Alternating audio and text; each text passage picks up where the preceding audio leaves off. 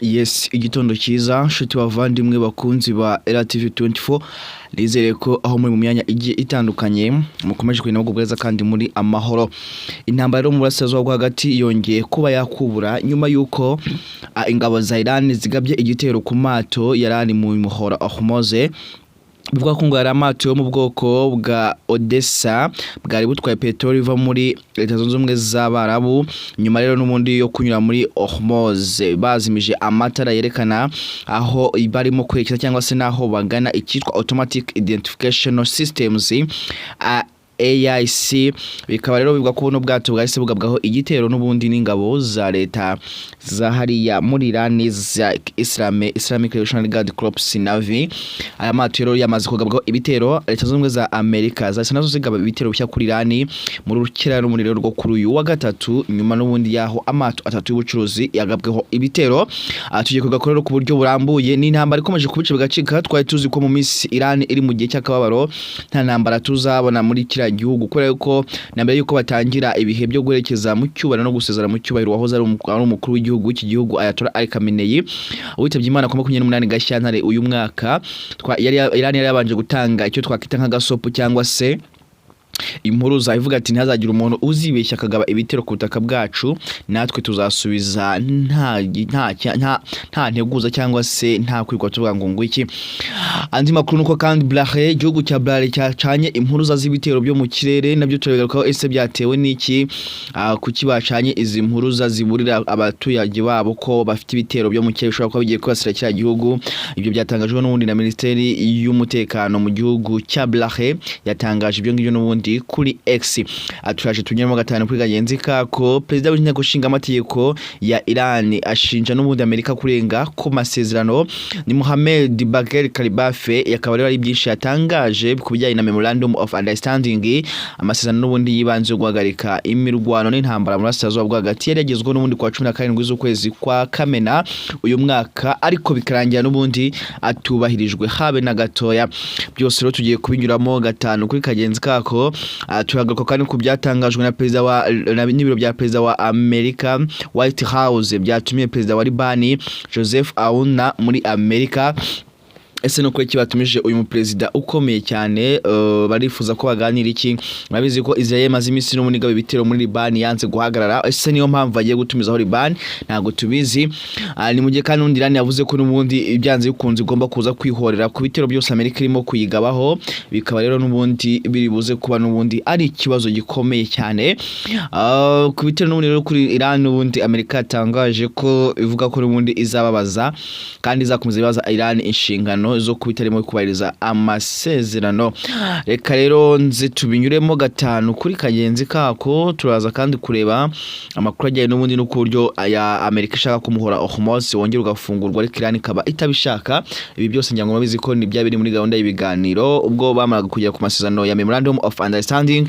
Hari gahunda yuko Iran igomba gutifungura Hormuz, hanyuma bagatangira kuganira kuri uranium ndetse na nuclear kungahaye mu gihugu n'ubundi cya Iran. Reka mbanze mbakire kandi bifurize rero kugira igitondo cyiza nshuti bavandimwe muryango mugari wa RTV24. Nizere ko aho muri mwaramutse amahoro kandi mumeze neza cyane, nyagasani abane namwe kandi abishimire. Reka rero ntatinze ni RTV24 ni pazo niyo mazina yanjye. Reka tubigendanemo neza gatanu kuri kagenzi kako. Uyu munsi rero n'ubundi ubwo mu rukerera rwo kuri uyu munsi ku itariki 8 bivuga ko rero ubwato butwara petroli bwitwa Odessa bwari butwaye petroli iva muri Leta Zunze Ubumwe z'Abarabu nyuma yo kunyura muri Hormuz, Strait of Hormuz, mu gihe bwari bwajimije icyuma cyerekana aho biherereye automatic identification systems AIC kimsohoyet. Bivuga ko n'ubundi ngo byarangiye bugabweho ibitero. Ibi rero gahita bivuga ko Leta Zunze Ubumwe za Amerika zahise zigaba ibitero bishya kuri Iran mu rukerano muri rwo kuri uyu wa gatatu, nyuma yaho n'ubundi amato atatu y'ubucuruzi agabweho ibitero mu mugezi wa Hormuz. Ibi byakaje rero n'ubundi umwuka mubi hagati y'impande zombi cyane, kandi n'ubundi bishyira mu kaga gahenge kari kamaze kugerwaho kari kagamije bigamije guhagarika intambara no kongera gufungura inzira y'ingenzi ikoreshwa mu gutwara ibicuruzwa cyangwa se petroli n'ibikomoka kuri petroli ku isi hose muri rusange.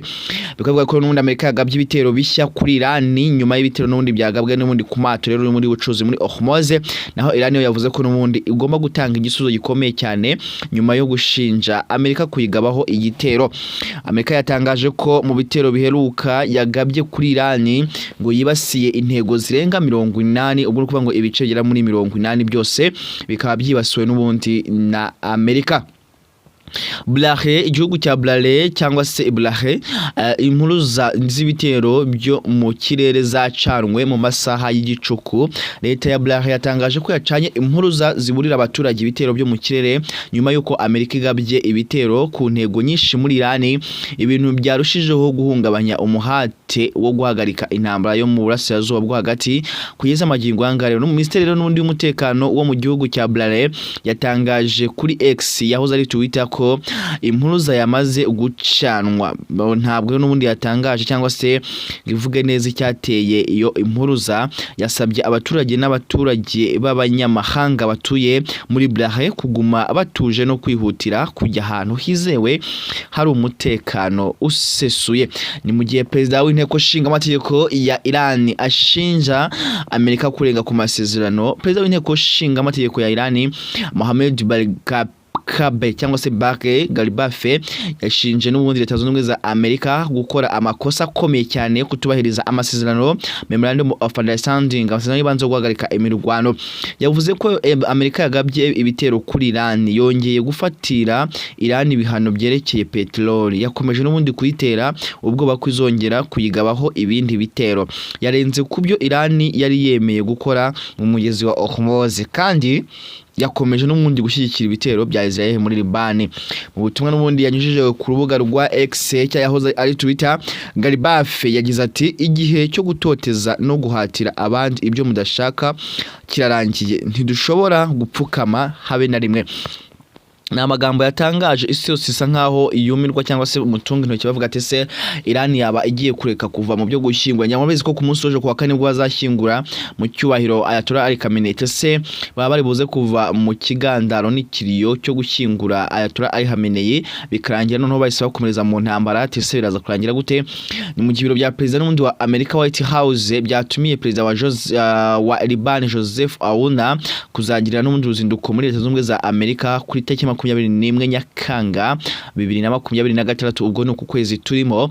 Umukozi n'undi wa White House yabwiye leta ziko ubu butumire buje nyuma yaho Israel na Liban basinyiye iyi Washington amasezerano yibanze ikitwa Framework Agreement mu kwezi gushize nyuma y'iminsi myinshi y'ibiganiro byayobowe na Amerika hariya muri Amerika. Byari bigamije n'ubundi guhagarika imirwano hagati ya Israel ndetse n'umutwe wa Hezbollah ushyigikiwe n'ubundi na Iran, ariko ubona ko rero n'ubundi ni ibintu bikomeje kugenda rero biteza impungenge zikomeye cyane kubera yuko Israel yakomeje kugaba ibitero kuri Hezbollah muri Liban, kandi ni ibintu nyine bitagenda bigaragaza umwuka mwiza ku mpande zombi.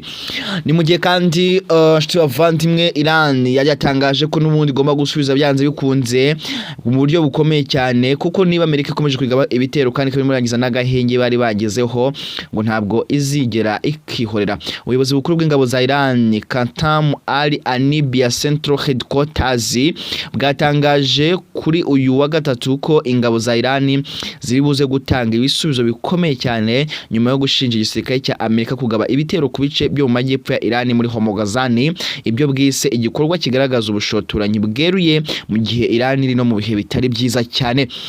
Bwanaburiye kandi ubwo ni ibiro bikuru n'ubundi bya gisirikare cyangwa se ubuyobozi bukuru bwa gisirikare bwa Iran bwanaburiye ko Tehran itazemera ko Amerika yivanga mu micungire y'inzira ya Hormuz cyangwa se Strait of Hormuz. Ubuyobozi bw'igisirikare cya Iran n'ubundi bwavuze ko igihe cyose inzira yonyine ifite umutekano akomata ubucuruzi n'atwara petroli anyura muri iyo nzira ya Hormuz ngo bigomba kugenwa na Iran. Umutekano waho wose ugomba kugenwa na Iran, uri bagomba kwitwara ugomba kugenwa na Iran. Abivuga ko n'ubundi bitero bya Amerika byari byari bigambiriye gusenya Irani mu gihe Amerika yatangaje ko igomba kubaza inshingano Irani cyangwa se icyo byakwitwa kita ko Irani idakwiye kugira icyo ikora Amerika itayihaye uburenganzira. Igisirikare n'undi cya Leta Zunze Ubumwe za Amerika n'ubundi cyatangaje ko ibitero biheruka kugabwa kuri Irani ngo birangiye n'ubundi nyuma yuko kuvuga ko n'ubundi kibasiye intego zirenga 80. Byabitangajwe mu masaha ya 9 z'ijoro.